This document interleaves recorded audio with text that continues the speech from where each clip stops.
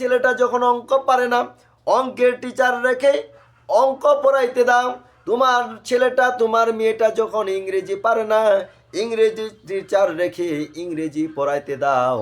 তোমার ছেলেটা যে কোরআন পারে না, হাদিস পারে না, কেন তোমার মাথা গরম হয় না? কেন তুমি তাকে কোরআন এবং হাদিসের টিচার রেখে কেন তুমি কোরআন পড়াইতে দাও না?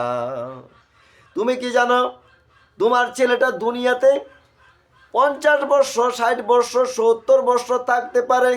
এইটুকু জীবনের জন্য তুমি তোমার সন্তানের চিন্তায় কি করে খাবে? তুমি 500 টাকা বের করে ইংরেজি পড়াইতে দিতে পারো, অঙ্ক পড়াইতে দিতে পারো, কিন্তু তোমার ছেলেটা পরপারের প্রত্যেকটি বিপদে পড়বে, কবরের মধ্যে পড়বে, হাসরের ময়দানে পড়বে।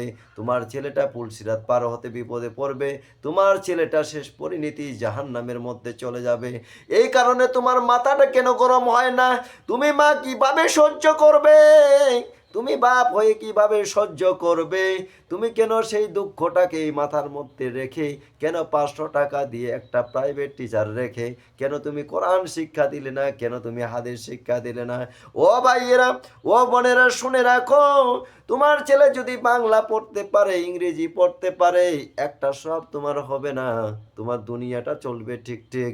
কিন্তু তোমার ছেলেটাকে যদি তুমি কোরআন শিক্ষা দাও, হাদিস শিক্ষা দাও, যতদিন পর্যন্ত তোমার ছেলেটা দুনিয়ায় থাকবে, তুমি বাপ তুমি মা মরে যাবে, আর তোমার সন্তানটা সাদকায়ে জারিয়া হিসাবে তোমার জন্য সে নিজের জীবনের আমলগুলো করবে, তোমার জন্য 2 হাত তুলে দোয়া করবে। যতদিন এই সন্তান ছেলেটা তোমার মেয়েটা দুনিয়ায় থাকবে, তোমার আমল নামায় সব যাইতে থাকবে।